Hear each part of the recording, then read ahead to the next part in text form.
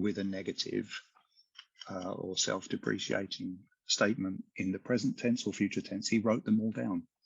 And so he started to read me this list of all these negatives that he'd heard me say over a year and a quarter. He had very piercing blue eyes, and he started to read, and he'd read the first line, and then he'd look at me. And then he'd read the next line, and he'd look at me again. And it went on, and it went on. And by the end of that, he got to the end of that list, page after page. I was broken. Welcome to the Prime Life Project podcast, a place to help you unlock your full potential, both mentally and physically, to become the best version of you.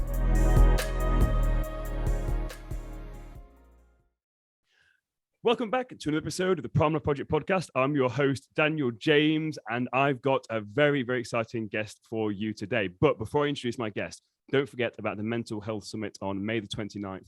All the links are in the bio. The last podcast I did was with Mikey, and we discussed all about it. It's going to be an absolutely incredible event, so make sure you don't miss that out. So my guest today is Mr. Sheen Towers, and he's a London-based hypnotherapist and self-communication expert who's been helping people to transform how they speak towards themselves for the best part of 2 decades. Through simple yet profound understanding, he has successfully helped many who have suffered trauma, abuse, depression, and anxiety. Now the co-founder of Dialogue of Self-Liberation, Sheen is sharing his practical transformational system online, helping people to develop the mindfulness of self-communication and nurture self-forgiveness and self-compassion. Sheen, welcome to the podcast. Thank you very much, Daniel. It's a pleasure to be here. Thank you for the invitation. Honestly, like I said to you off air, doing my research into you, I think it's going to be a fascinating conversation for my clients and listeners, clients, same thing. Yes. It sounds bizarre, but when I do these podcasts, I generally do see them as clients because the information I'm trying to get from the people I'm speaking to, it is literally like I'm trying to dissect information as I do for a client. So it's very bizarre that I actually just said that. But before we go into some of these rabbit holes we're going to today, because like I said, I think we're going to go quite deep. The research run into you are a gentleman that I'm very interested in picking his brains. But can we just take my audience back to what actually got you interested in helping people improve the quality of their lives? Because again, I know you're a hypnotherapist and you do a lot of other things, but what actually got you into this field originally? Okay, so I never wanted to become a therapist. The thought never entered my head. Many years ago, I was introduced to a gentleman whose name was Dr. Vernon Bell, and we became friends. Vernon, we shared an interest in martial arts. I've been a practitioner of martial arts since I was about 17 years old, and still study and practice. And Vernon was the gentleman who was the founding father of the British karate movement in 1957. He was the first British man to receive a black belt in Shotokan karate, and he went on to have karate schools up and down the country, all the way through the United Kingdom. He was also a 10th Dan Jiu-Jitsu master. As I say, we became friends. We shared an interest in martial arts, and also we had an interest in comparative religion and what's sometimes referred to as perennial wisdom, which is the wisdom that permeates and flows through all spiritual traditions and religions. The common themes and archetypes and symbolism in things. So he was also a very blunt man. And one day I was visiting him. He lived in Stratford in the East End of London, and at the time I was living in Manchester. And I used to just really enjoy his company. He was a very cheeky fellow as well. He had a really cheeky sense of humor, but he was very blunt. And this one day he asked me a question. He said, "I'm going to ask you a straight and simple question. Only a yes or no will do. Do you or do you not wish to study hypnotherapy with me? You don't have to answer now, but before you leave here this afternoon, I want you to either give me a yes or a no." Just like that, just out of the blue like that. Yeah. And the thing was, what people who know Vernon or knew Vernon would have done so because of his karate background.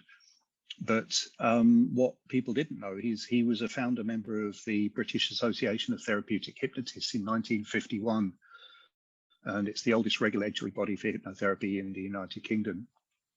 And so he had a wealth of experience. The living room in the flat in Chobham Road in Stratford, where he used to live, on the walls. The entire walls were covered in certificates, framed certificates. He was constantly studying hypnotherapy related things, psychology, psychotherapy, etc. And yeah, he just had a thirst for knowledge, and he was constantly studying. And so he wanted a yes or no. And then for several hours, I was racking my brains trying to come up with a reason why I was going to say no. Mm. And I realized that every excuse I came up with was a very poor excuse. Like I didn't have time. Well, I could always make time. I wasn't interested. Well, actually, it's fascinating. It's a great opportunity because he had a wealth of experience. And it would have been disrespectful to him to give him a lame excuse as to why not. I respected him too much, basically, to give him a poor excuse and to try and wriggle out of a commitment. So that's the only reason I said yes. And then what I didn't realize at the time was that I ended up studying with him for the last 4 years of his life as his personal student, and he took me through a process. And the process he took me through helped me to identify the ways that the habits, negative habits and patterns and beliefs I picked up along the way about myself, which unconsciously I'd been abusing myself with in relation to the way I spoke to myself about myself. It was totally unconscious. But I'd been stuck for probably about 20 years of my life in very negative patterns of self-talk. The stories I was telling myself about myself because of experiences I had in my past caused me to become very skillful at being spiteful in the way I spoke to myself about myself. And I think there's a lot of people, a lot of people do that though, don't they? It's like, and it's just incredibly common. When you notice it in someone doing it, you'll notice, like, do you know how you talk to yourself? And the worst thing about this, I think, a lot of people do it in a joking way. So they'll insult themselves in a joking way and sort of play it off, so that people around them won't actually notice what they're doing. But once you know what you're looking out for, it's everywhere. The way that people talk to themselves, and it's so disrespectful. Completely, yeah, it is. It's the dialogue of self-liberation is basically the name I've given to the principles and methodology that he passed on to me. There are lots of sayings in the work that I do. I use a lot of symbolism and metaphor and sayings. And one of those things is, how can we possibly let go of something if we're not even aware that we're carrying it? We first have to be aware that we're carrying the weight. But very often we normalize things to the point where we don't realize what we've been dragging around with us, the weight of the past. So how do we go about identifying that then? Because if we're not aware of it, how do you go in, again, the dialogue of self-liberation? How do you first identify that? Because that's the key thing. Like, the awareness is the key thing, but that's the hardest part, I think. So what are your steps, and what's the advice that you give for people to try and actually turn inwards and find this metaphorical thing they're holding? Well, I would say that we first have to be completely fed up of feeling the way we've been feeling. We have to be really sick of that, because otherwise we're just going to kind of pretend to ourselves that we're trying to improve ourselves and not really mean it. So sometimes it requires that we get to what we might refer to as rock bottom. We've kind of hit the brick wall. We don't know what to do. Many of the people who come to see me over the years have been in that kind of a situation, and they've become very stuck, and they don't know what to do to unstick themselves. But they know they're fed up with it and they want to change.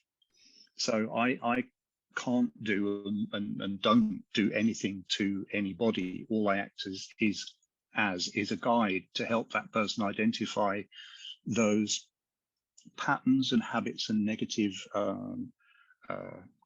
beliefs about themselves. And we do this through asking various types of questions. And we have to have courage sufficient to be prepared to be totally transparently honest with ourselves about ourselves in order to answer those kind of questions. It's like, well, what experiences in our past have set up those negative beliefs? Because, we end up, life throws curveballs at us, or we make poor choices and bad decisions and act in ways that we later regret, or we're sometimes the victim of circumstances outside of our control, i.e. someone else's abuse or neglect or spitefulness, these kind of things. And then we are conditioned largely by those experiences we've had in the past. They cause us to believe things about ourselves, like, what have I done to deserve this? I must have done something. Maybe this means I'm a bad person, or what, I must have deserved this, that, or the other. And then we end up saying things to ourselves like, "Oh, I'm useless. I'm stupid. I'm a fool." No, one of the things I used to say is, "No one will ever love me."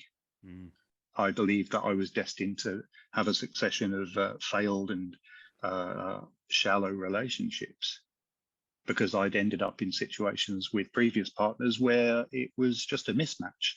But I'm a loyal person, and I also ended up in situations with previous partners who, in some cases, they'd been through a lot of trauma themselves, and they didn't know how to deal with it. And so I ended up in certain circumstances more like a therapist than I was a lover and a friend. Yeah. But with no training, no understanding of how to deal with those things. And then I'd blame myself when things didn't work out, and it was another failed relationship, and I beat myself up, blaming myself, putting myself down, and then replaying in my memory old memories of things that had happened to me that were hurtful or painful or upsetting or traumatic. And then we go off in our minds, if we're not careful, in our imaginations, thinking about those things that have actually happened in the past. Then we go off on tangents, if we're not careful, of, "Oh, if only I'd have said this, if only I hadn't have done that." And before we know it, we've spent maybe hours or days or months or years imagining a whole bunch of stuff that never actually happened. And yet we would torment ourselves, torture ourselves by imagining all kinds of hypothetical alternative scenarios in which we had to deal with those same stresses and upsets again, but in a different form in our imagination. We imagine the worst. We train the wonderful creative power of our imagination all too often to imagine the worst, rather than to use the power of our imagination creatively in different ways, in ways that are helpful. Don't you think that's the most bizarre thing, is the power of the brain and the power of the imagination and the power of the mind, and the fact we're not taught how to use it? Because this is the thing on my journey, that the more I've discovered about the power of this and the power of thought and the power of imagination and the power of all the, and you're reading this stuff and you're sat there and you're like, why is this not common knowledge? And this is why I want to have people like yourself on, because people will be listening to this right now. And again, you've just spoke there for, I think, 15 minutes, and it was just gold after gold after gold. So again, I encourage anyone listening to this that didn't quite understand what Sheen was just talking about there, to please just go back and replay that, because Sheen's just dropped some absolute bombs there to understand what fundamentally is the problem with the human experience. Because the human experience is, we've got control of this supercomputer. And what happens is people say things to us, which then basically forms this identity that we have of ourselves. I am not good enough. I don't. And we're walking around these badges and these labels. And then something will happen. We blame ourselves. We then create this story, which isn't, as you said, not even reality.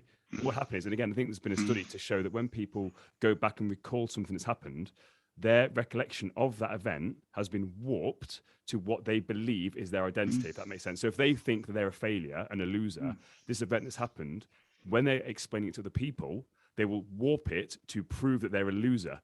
And it's like, so then it's not, and what you've just said there, then what happens is they go down this rabbit hole of negative self-talk, which hasn't even happened yet. And before you know it, like, they're down a rabbit hole and it's 15 years down the line and their life's an absolute train wreck. And it's like you said, it's like, exactly. And it's like the blind leading the blind, essentially, because when you talk about your experience there with relationships, I very much relate to that.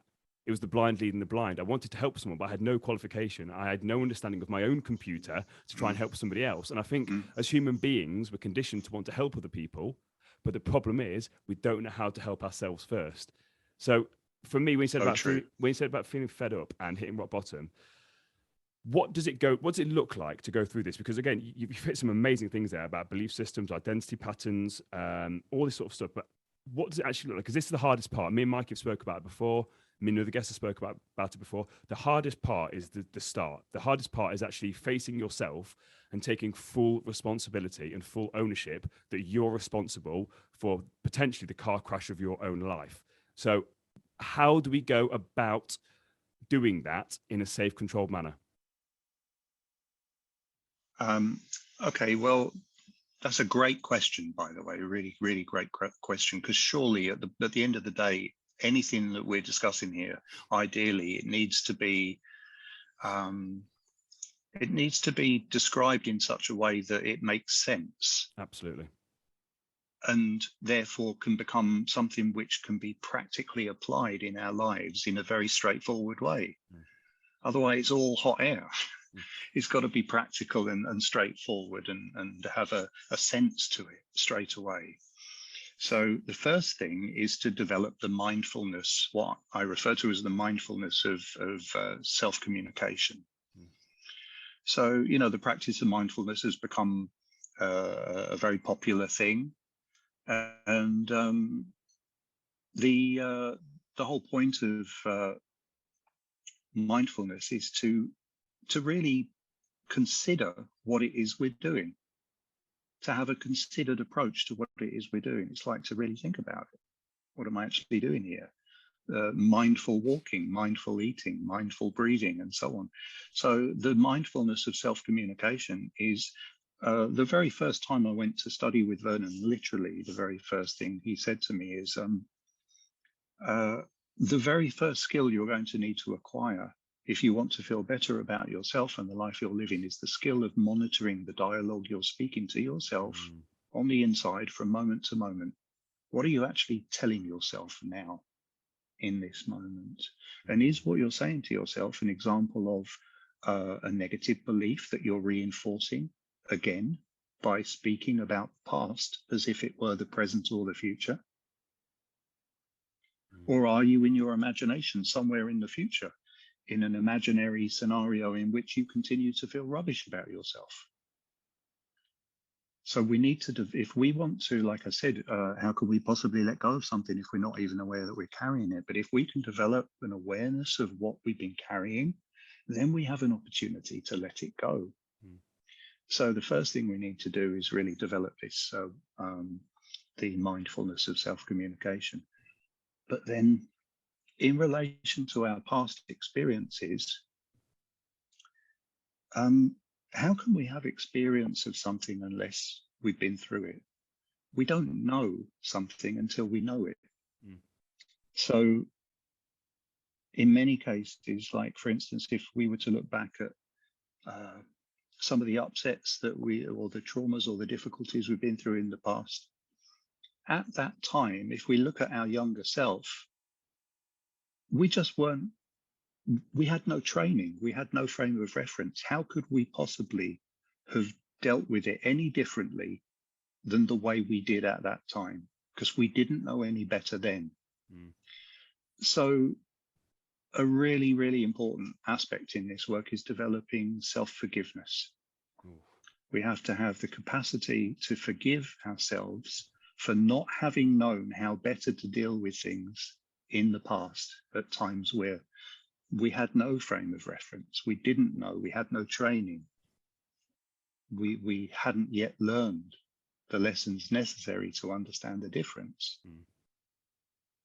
I think the biggest thing with this, do you feel on that? By the way, that has really hit me, the self-forgiveness thing, because that's one thing that I say, I think I mentioned it a few times on the podcast before, is the biggest thing that people struggle with is actually they need to find themselves, forgive themselves, and then love themselves. But you need to find yourself first. Who actually are you as a person? But then the biggest thing is that self-forgiveness, because like I've said here before, people go off and look at the past and they ask themselves the questions, if only I'd done this. But they're coming from a place of the present moment, but they didn't have those skills. They're assuming that they had those skills earlier on, but they didn't. So it's like there's nothing you can do about it. Like it's like, if only I could have learned to drive at 15. Okay, well, I didn't know to drive at 15, so it's irrelevant because I didn't. But if me saying if only I could have driven a car, it's irrelevant. So I think that's a big thing there. Like I just want to loop back about something here. When we talk about mindfulness and the mindfulness of self-communication, because this is something that I've become very aware of in the last, I would say, month, is that I have noticed I do get inside my own head quite a bit sometimes, but I've been very, very aware of it. And I've just had a practice, I don't know where this has come from, but when I notice myself daydreaming or wondering about something that's not serving me, I bring myself back and I say, this is life. This is life right now. Like this podcast right now is my life. I'm not a coach. Yes. I'm not doing anything else. Right now, my life is talking to you. That is it. Nothing else in my life exists. Yes. It never has existed. I agree completely. And it's never going to. And it's bizarre to me. Like when I'm showering now, I'll shower and I'll be like, this is my life. I am showering. This is my life. And it's bizarre that the more I've done that, it's given me a sense of, as you said, mindfulness, just a sense of real appreciation for this is actually my life. Don't wish it away by getting inside my own head, if that makes sense. Yes, it does completely. You mentioned something here. You said, I am showering. You know, the words we use in the dialogue of self-liberation, the whole principle and the methodology that Vernon taught me is very specific.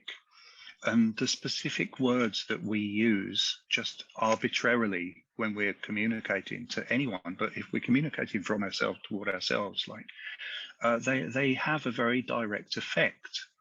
There are scientific studies that have proved increasingly that the changing of one single word in a description of the very same event can transform the way the person feels and perceives themselves, because they've just shifted one word. When we say I am, that's a really powerfully influential thing, because whatever we say after those two words, we align our sense of self with.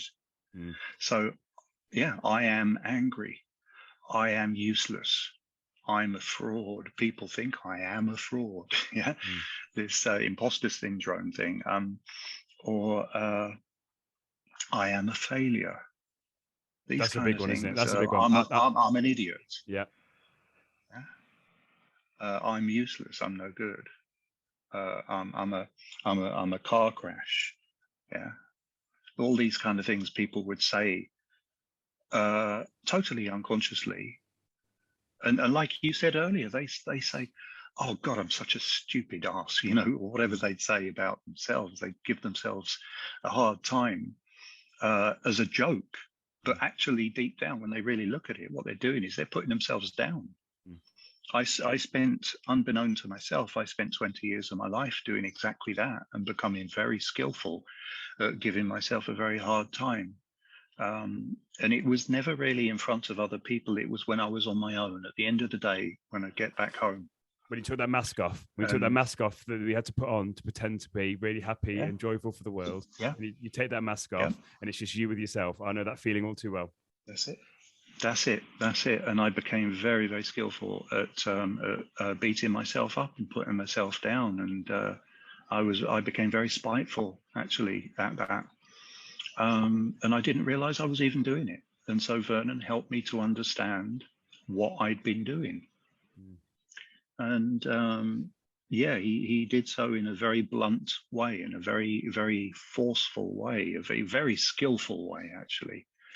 I don't know what your policy is on with regard to your listeners with regard to swearing, but I can tone down how he spoke to me. Honestly, but so with this, I spoke this on the last podcast I called Mikey. Me personally, I swear a lot. Now, I go into schools now and talk in schools. So what I've decided to do is to tone my swearing down. And when I swear, I'm going to put £10 to a charity donation. I then also said I can't control my guests. So this is a podcast that has swearing. So for impact, again, if you're trying to describe this gentleman and how he spoke to you, again, if that is the truth is the truth, whether people like it or not. So please, by all means, use the language he used if it's going to help actually add to this kind of persona of like how he actually was as a person. Yeah. Okay. Great. Thank you. So every time I went to see him from the very first time of studying with him, he would write notes. He said to me, whilst we have the dialogue, which was basically him asking me lots of questions and me doing my very best, I decided right from the beginning to do my best to answer 100% transparently, honestly, however I could respond to the questions he asked me would have been honest. And otherwise I'd be fooling myself and fooling him. And I realized that was just defeating the whole object of the study and the work. So I said, yeah. He wanted to write notes. I said, yeah, go ahead. So he was always writing notes. He'd ask me a question, I'd answer the question, and then he'd say, hang on a minute, I'm just going to write something down. He wrote these things down. He never showed me anything he wrote until about 1.25 years into the study with him, during which time he'd highlighted to me the importance of the inner dialogue and the specificity of certain words that we would use when we're speaking to ourselves, and the deep implications of those words in relation to how those words can condition our belief patterns. And so he never showed me anything that he was writing until 1.25 years in. And then that particular day I went to see him, he met me at his front door, shook me by the hand with an urgency. And he said, come in, I've got something really important to talk to you about today. Sit yourself down.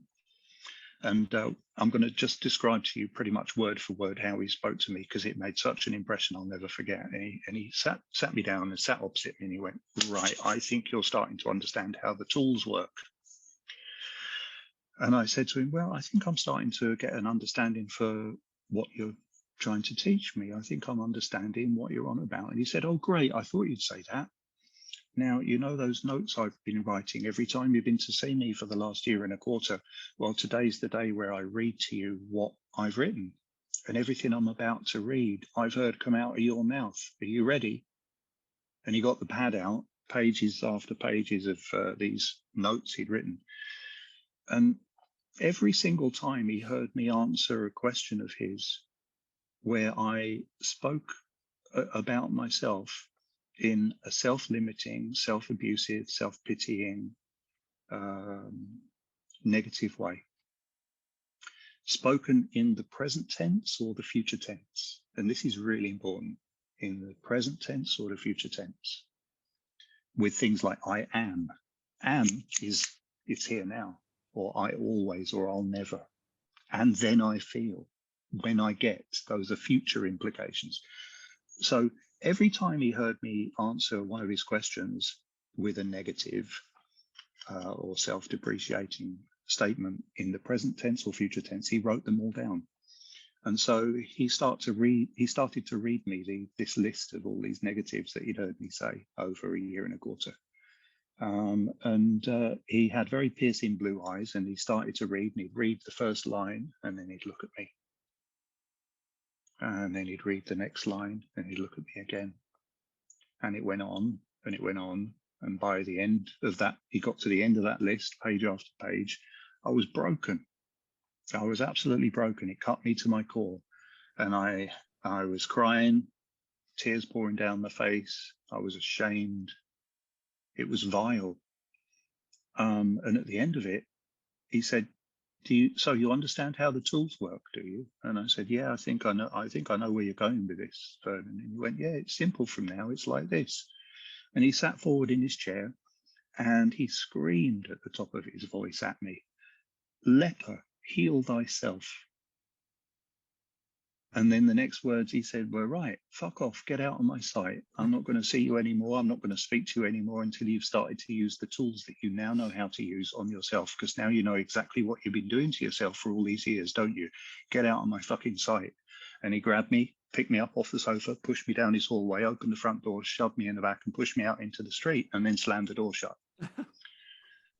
And I wandered around Stratford for several hours feeling absolutely lost and absolutely broken, until after a little while, it was like a light bulb went on.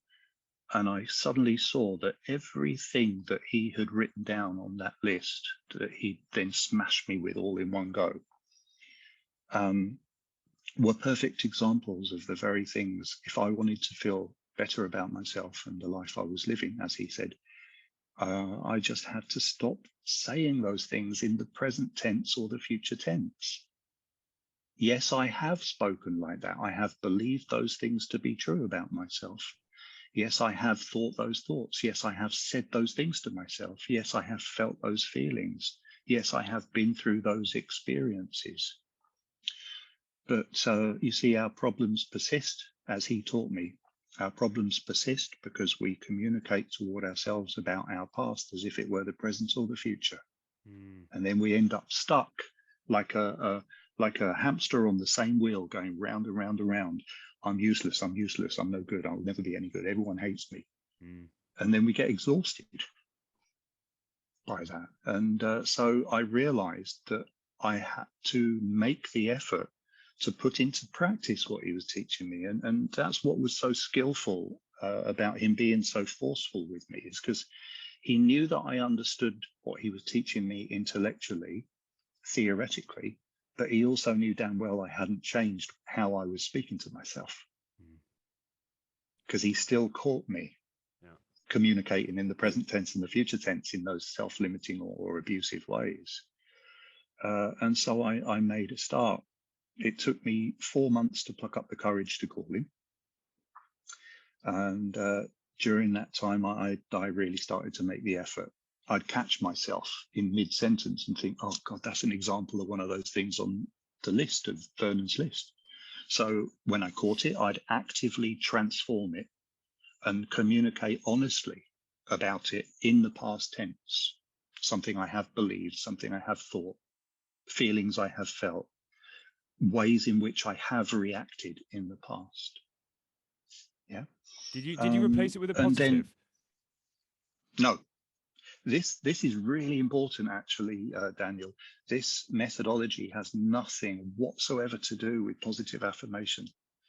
It's the antithesis of it. This is all about learning how to not communicate in a negative way toward ourselves in the present tense and the future tense, in our self-communications, in our self-talk. That's interesting. So you're not because actively... it allows the past to be the past. Yeah, so you're not actively replacing the negative with the positive, because something that not necessarily an affirmation, as in, because affirmations are something where, in my understanding of it, although it's taken affirmation, is where people stand themselves in the mirror and say things. Again, I've got my views on that. I do think in certain situations that can work. But from what you're saying there, something that I've been reading recently was talking about when these negative thoughts pop up, it's an amazing opportunity to actually destroy the darkness with light. So how do you destroy darkness? With light. So actually have an opportunity to do that. So I don't know if I've skipped ahead where you're going. Great. Yeah. So in my head, actually, that's what I want to talk about that. About actually, it pops up. That's you're with absolutely spot on tuned in here, mate. That's wonderful. The way Vernon described it to me, and he described it to me literally that very first day when he said, the first skill you need to acquire is the skill of monitoring the dialogue you're speaking to yourself about yourself from moment to moment. He also said to me that it's this is based upon the principle: absence of darkness is light. It's not about trying to tell ourselves, I feel lighter, I feel stronger. It's about learning how to stop talking to ourselves about how dark we believe it is or always will be. And when we stop doing that, we naturally begin to feel lighter, because we're not framing everything within the context of darkness. I love that. So essentially what we're saying is, with this, because this is something I believe, we are all born perfect. We're all born amazing. We are all born this amazing, let's say, star. So people can visualize this. We're born this amazing bright star.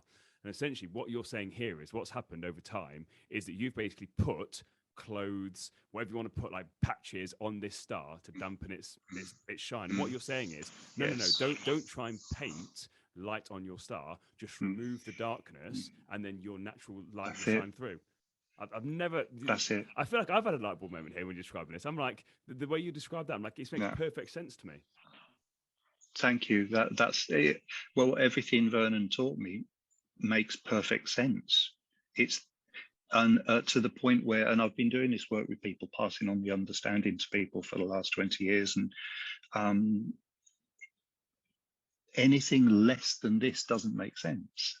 The principle of this, because Why would we continue to communicate in the present tense and the future tense in ways that would only serve to keep us held back, or to undermine our sense of self-worth or value in the world? I'm just gonna jump in there because, again, someone just wrote it down there. Just be true with saying that. It makes perfect sense only if, as a prerequisite to this, you don't believe that you're broken. Because a lot of people, it won't resonate with them because they think that they are broken. When they're not broken, what's happened is it's the conditioning of it. So I think with this, the only reason it wouldn't work is because people think they're broken. And people aren't broken and they don't need fixing. People just need to find themselves. That's what it fundamentally is here. And I think that's what it is. But people need to understand that first. They're not broken, because if they're broken, they won't think that they've got that light to actually shine. Does that make sense? That's 100%. 100%. Yeah. So sometimes we need to feel that we're broken to understand that that's not actually the case. We need to lose ourselves sometimes completely in order to find ourselves. We need to hit rock bottom before we realize that we can't dig any deeper.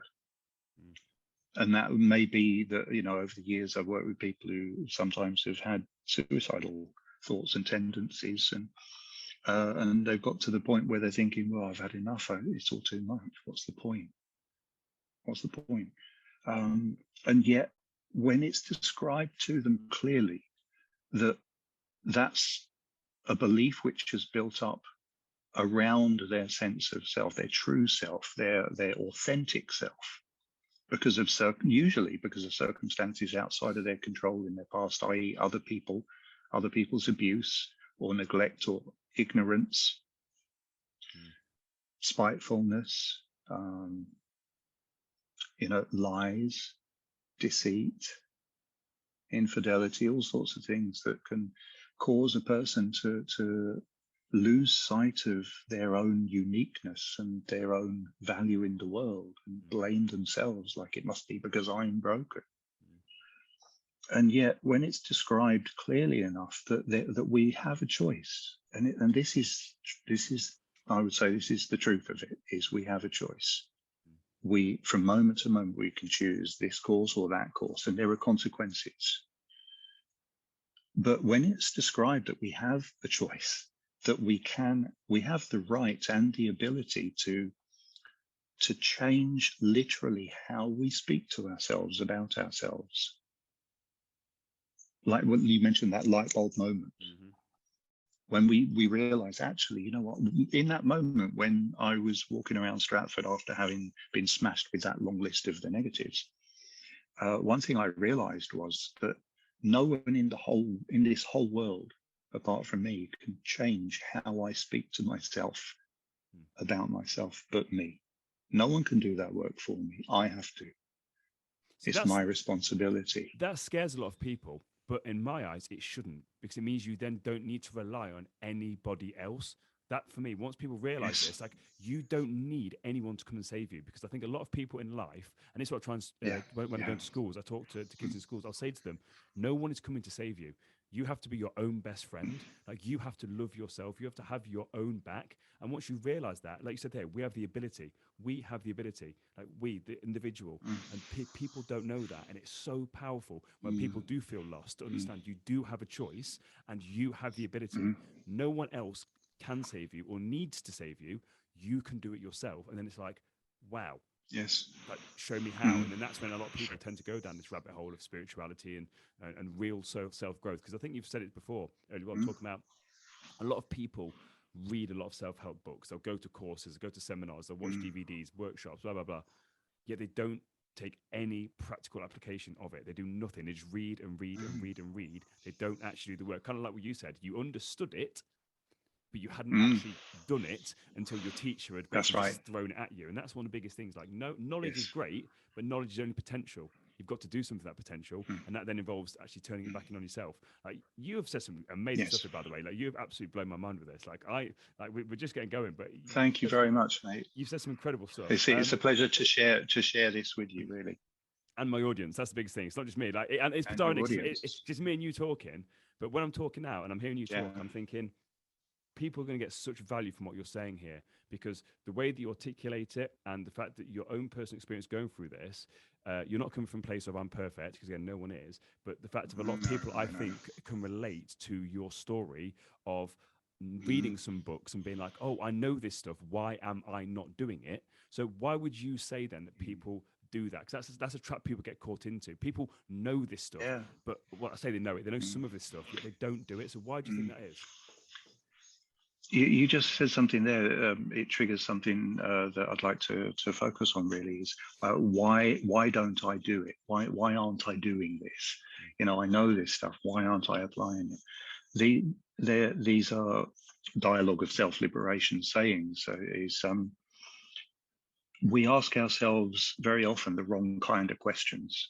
We ask ourselves the question, "What's wrong with me?" And when we say that, it implies that we've already surrendered our sense of self over to the idea that there is something wrong with me. Yeah, what's wrong with me? Why does this always happen to me? Yeah, implies we've already surrendered our belief system to the belief that it always happens to me. Yeah, like a dear friend of mine once said to me years ago, it's a woman friend of mine, and she said, "What's wrong with me, Sheen? I always attract the wrong kind of guy." So what she ended up doing for a good long while was getting involved in a relationship, pouring her heart and soul into it with a wrong un, getting mistreated, and then they'd break up, and she'd, come back to me, and she said it again. She said, "Sheen, it's happened again. What's wrong with me? I always attract the wrong kind of guy." So the story she was telling herself was, and I, because I love her dearly, and I had to say to her, and she knew Vernon, and she knew me before I started to study with Vernon, and saw the transformations within myself as a result of those studies. So I pointed it out to her, that you realize what you've actually been doing is you've been communicating to yourself, reinforcing the belief that there is something wrong with me and I always attract the wrong kind of guy. So in order to break that pattern, we have to first identify that's the story we've been telling ourselves. We have to, as I said, how can we possibly let go of something if we're not even aware that we're carrying it? Like, I wasn't aware for 20 years that I was communicating like that toward myself. But when we become aware of it, then we have an opportunity to change it. It's like having some sneaky, annoying person at the back of us, kind of slapping us around the back of the head and then hiding. And then we go, "What's that?" But then after a while, we managed to catch it. And we got, "Hang on a minute, I caught you there. I caught you. You're not going to get away with that now because I spotted that. I'm not having that anymore." And that's the inner stance, the attitude we need to cultivate toward that self-critical, self-abusive voice within our own mind. Right. To be able to turn around to it and say, "I've had enough of that." Hold that thought for 2 seconds, because I want to go down this rabbit hole about this voice. That's the next thing I want to go. But I wrote some down here about the questions that we ask ourselves, and your friend there. So I've got a quote on my whiteboard next to me that says, "Fill yourself with it and become a magnet." So attracting that stuff. So again, what a lot of people do is they're saying this negative stuff, they're filling themselves with the negative talk, and then they're attracting the negative. So again, going down a bit of a law of attraction route there, but that's essentially how it works. And again, people know this stuff. Like, you are a magnet for what you're thinking, and you spend most of your time, how you spend most of your time, your conscious thoughts. And this is the thing what I loved about what you said earlier on. I feel like I'm, by the way, can I say, I feel like I'm completely vibing off your energy here. Like, I feel like my brain is on fire. Thank you. Like, from what you're saying. Because a lot of this That's stuff great. about here is what people are trying to do is they're trying to, with this magnetism stuff and the law of attraction stuff like that, it's people need to understand that what they're fundamentally doing is they're trying to put positive thought in once a day or twice a day. But what people need to understand is that what actually creates this magnet and what you attract is what you think about predominantly throughout the rest of the day, the 95% of the day. If 95% of the day you're saying that you're lazy, you're fat, you're no good, you're rubbish, you're a failure, you're this, you're that, and the 5% you're like, I'm a really positive, happy person, like the 95 massively Yes. outweighs that. So you fill this magnet with the 95% of negativity, and then you're attracting all of this stuff. And people can't logically figure it out because they don't understand what they're doing on a subconscious level. Like, so you That's just right. really triggered me with some of this. So I just wanted to just get that out of my system because I couldn't have just shut up Great. about that. But can we then talk about this voice? So this voice, this construct of this voice that we are talking to. What is your views on this? What is this voice? Is it ego? Is it what is it? I don't know your views on this. I'm really, really curious. But you mentioned that voice, so I want to talk about it because we all have this voice. We all talk to ourselves. You're not nuts. You're not insane. But what is it we're talking to? I would say largely it's conditioning.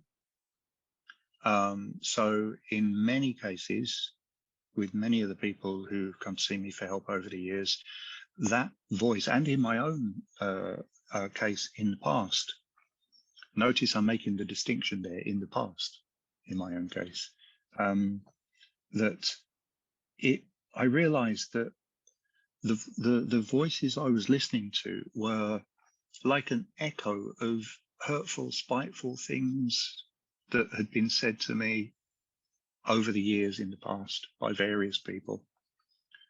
And I'd replayed them so many times in my memory that it was no longer the sound of those people's voices. It was my voice saying the same thing to myself about myself that was leveled at me by people who were abusive.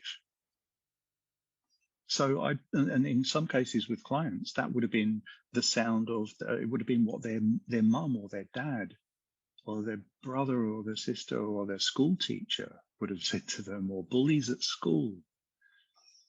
And they've replayed it so many times over and over and tormented themselves with it that it was like their own voice.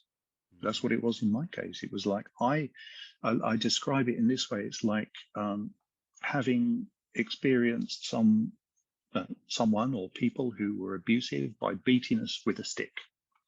And then they say, here you are, mate. There's the stick. You know what to do. And you go, oh yeah. And you take the stick and you end up hitting yourself with it and beating yourself up with the same stick that was used to beat you. And that's what I ended up doing for a very, very long time. So those voices are very often, they're echoes, they're memories. But what we do is we focus in on them and we end up turning up the volume on those memories, those negative memories of those nasty things that have been said to us. And we normalize it. We get habitually used to the sound of that, the particular wording. And then sometimes we get carried away with it and we elaborate on the negative wording. And then it becomes even worse. We become an even worse abuser unto ourselves, because all stemming back from something someone may have said to us when we were 7 or whatever, or 27 or whatever it may have been. And not even meant in the context that we've taken it, especially in that younger age. Someone has said something to us, and as you then said, we've taken it maybe out of context, not how it was meant. And then what we've done is over time, just a small comment. It could be anything. Like one of my teachers said to me once, I was never going to amount to anything in my life. So again, I've got a very vivid memory of that. But again, I've replayed it over and over again in my head. Have I maybe added things to it? Do you know what I mean? Maybe how she said it to me. Like, do you know what I mean? In my head, how I see it now, she stood up in front, I know she stood up in front of the class, but the tone, in my head, her tone is malicious. And she's basically saying to me, you're a failure, you are no good, you are this, you're that. Where actually, it could have just been a split-second thing. She said it in passing, and in my head, because I felt like I was embarrassed in front of the whole class, I've made this whole narrative about it being worse. And it's bizarre that you've said that. And again, we're talking about this belief system. I think it was Eckhart Tolle that said it, that I heard this quote saying that you are not the voice inside your head, you are the one that's listening. So you are the real version of you, the true authentic version of Sheen, the true authentic version of Daniel. I am the one that's listening. But as you've said, normally I'd have been listening to my teacher and I would know the difference. What's happened is, and again, this is where I think I've not heard that distinction before, where over time what's happened is I've changed my teacher's voice, or I had changed my teacher's voice into my voice, so then I then started to believe that I was a failure. So then past me was Yes. constantly talking Yes. negatively to Yes. myself. And it's only once I realized, wait a minute, she put that thought there, not me. And that's the liberating thing here, when you realize that it's not you that you're actually hearing, it's the construct of this echo. Beautifully put. Yes. Yeah. Yeah. I would say that Eckhart Tolle's book, The Power of Now, Absolutely. it is profound, and it's completely 100% compatible in terms of its essential principle with the dialogue of self-liberation. 100%. It's just don't ever Because listen to all the we have, audiobook. as you said, this is my life. This is it here and now. Like, as for instance, I would say to people, I would go like this. I'll snap my fingers, and I'll say that moment there of my fingers snapping, it's now in the past. I'll never get that moment back as long as I live and breathe. I shared that with you, Daniel, that one, that moment. And if I was to go on and on and on incessantly to whoever would listen, myself included, first and foremost, actually, about my fingers are snapping, it would be incorrect and delusional. If I was to communicate incessantly, sometimes for years and years and years, to whoever would listen about my stupid fingers are always snapping, because that happened back then, that one event, it's also delusional and incorrect. But that's what we end up doing about our suffering, our problems, our old hurts and pains. We talk about them as if they're here now, or as if they're always going to be there. And then we set ourselves up for the same old, same old. Einstein's quote, the definition of insanity is doing the same things over and over and expecting different results. If we keep on talking to ourselves about our past hurts as if they're here now, or as if they're always going to be there, we're just going to get the same experience over and over again. So if the results we've been getting are not what we want, then we have to be prepared to begin to do certain things differently if we're to get different results. And the doing things differently that we're speaking of here is beginning to choose to reassess what we're saying to ourselves about ourselves. How are we, what's the quality of our self-talk? What are the stories we're telling ourselves? And then to begin to change what we're saying so that we're no longer reinforcing those negative beliefs any longer by speaking about them in the present tense or the future tense. That finger snapping thing was bizarre. That was so well put. So well put about people saying, "Oh, my fingers keep snapping." And it's like, no, they didn't. You did it. Again, first of all, you did it. You snapped your fingers. No one did it for you. No one made you do it. Your fingers didn't do it. You did it. But then you keep going on about it, like, "Oh my, they're always doing it. They're always doing it." Well, they're not doing it right now. Yeah. That was, again, throughout this entire podcast, there's been little moments like that where I'm like, "That is absolute gold." And that's really struck a chord with me, and that's one of them that's going to stay with me. Would you recommend that people? Just thinking out loud here, with what your teacher did with you, would you recommend people keep some sort of diary or journal about the negative words they're talking about to themselves, so they can then try and unpick where they've come from? Is that something that you recommend doing? Yeah, it's literally the first practical exercise in the development of the dialogue of self-liberation is to compile a list. As Vernon did with me, he did it on my behalf. And then he smashed me with it all in one go because he knew he had to provoke me into acting upon it and do it and changing.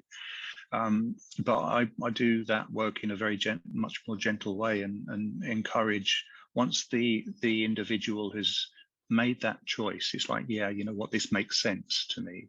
Like the things I've been discussing with you in the last hour is, I would say if this was a client, for the first time I'm communicating with them, is there anything I've said that hasn't made sense? And thankfully, if I've been communicating about the principles in a clear way to the point where they're able to say, no, that makes absolute sense. That's great, because then we can build upon this. So then the first task is to compile a list, and the title of the list is The Things I'm Sick of Hearing Myself Say to Myself About Myself. And sometimes people come back with a very long list, and if it's a long list, that's okay. They all filter into various kind of common themes, really, archetypal themes. And So then we look at what things in that person's past may have led to or set up such a negative pattern of self-talk. What kind of things have they experienced? Where did that come from? Who first said that to you? Who first caused you to believe such a thing? Then, once we've identified that, we make a distinction very clearly between what has happened to us in the past and where we are now in this moment. Wow. There's a great saying I first heard from my martial art teacher, and which he heard from Alcoholics Anonymous, and I have huge respect for Alcoholics Anonymous. That the saying is this: that if we have one foot in the past and the other in the future, then we're pissing on today. Absolutely. You know. I love that. So we need to work out how to stop pissing on the present moment, so that we clear away the clutter, and we can actually begin to live as Eckhart Tolle is speaking about, in the now.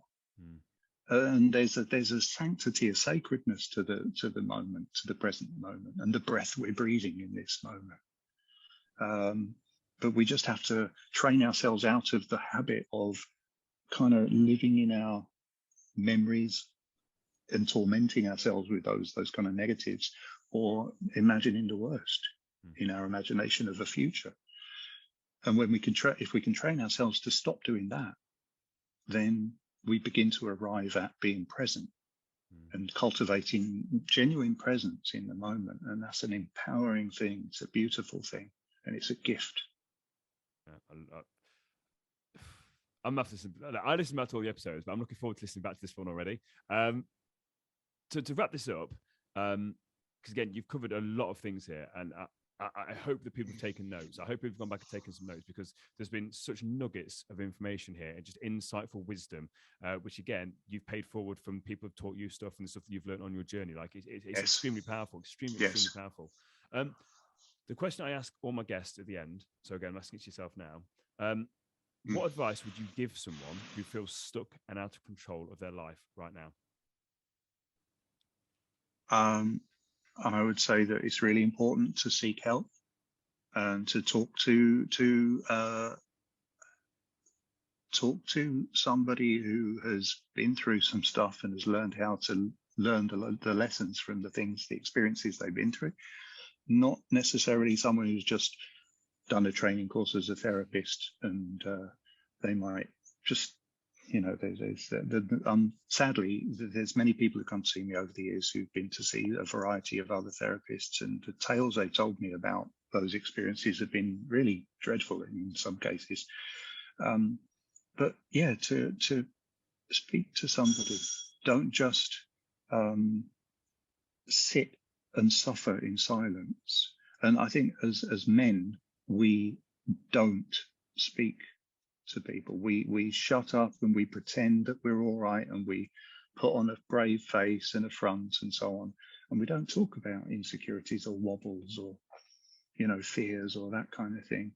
But when we do, it can be a very, very powerfully transformational thing.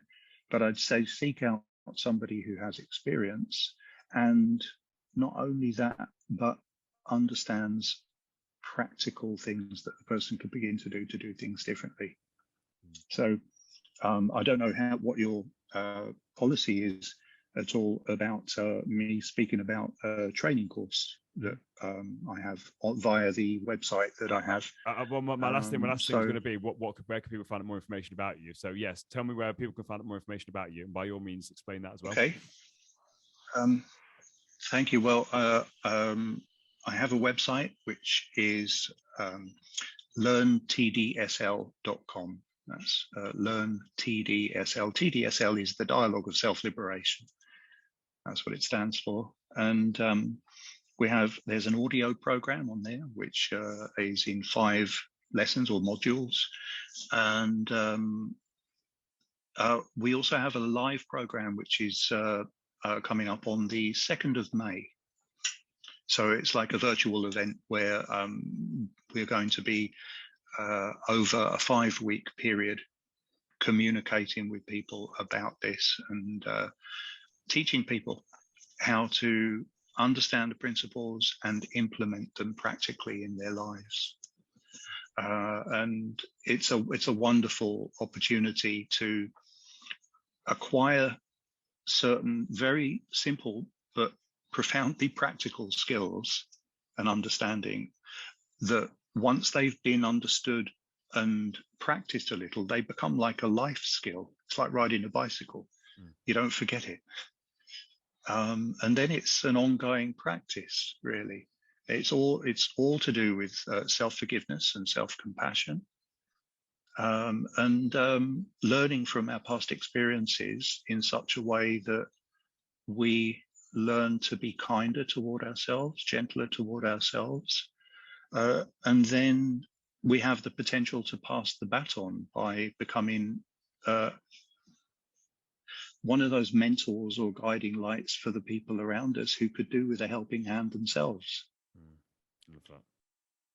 Love that. Paying it That's forward. based on some. Yeah, that's it. That's based on something Vernon said to me as I was leaving his place in his hallway once. He said, "It's like this. I've been around the track like in a relay race, and I'm passing you this baton, and I'm taking the time to explain to you how this does great good, so that it makes sense to you to take a hold of the baton, and I want you to run with it. I want you to then pass it to as many people as you possibly can, explain to them how this does great good, to the point where they also are prepared to take a hold of the baton and run with it, and then they can pass it on to the people that they come into contact with in their lives, and that's how this will spread," is what he said to me. So I'm doing my best through the work I'm doing, particularly with the website and the course now, or the courses, is to share the information and the methodology with as many people as I possibly can, because the world needs more people in it who've learned how to overcome unnecessary suffering. Could not have put it better myself. And that's the whole mission of this podcast, is to help as many people as possible, both mentally and physically, become the best version of themselves, and essentially not have to go through what I went through. It's as simple as that. So we're on the same mission. Fantastic. And again, Fantastic. anyone listening to this, please, like, if anything that Sheen said today has struck a chord with you and you think that it can help yourself, friends, or family members, please just share the show, just share the episode, help us to spread the word so we actually can fulfill our mission to help as many people as possible. Sheen, honestly, this has been absolutely incredible. It's been everything I expected and more. Thank you, Daniel.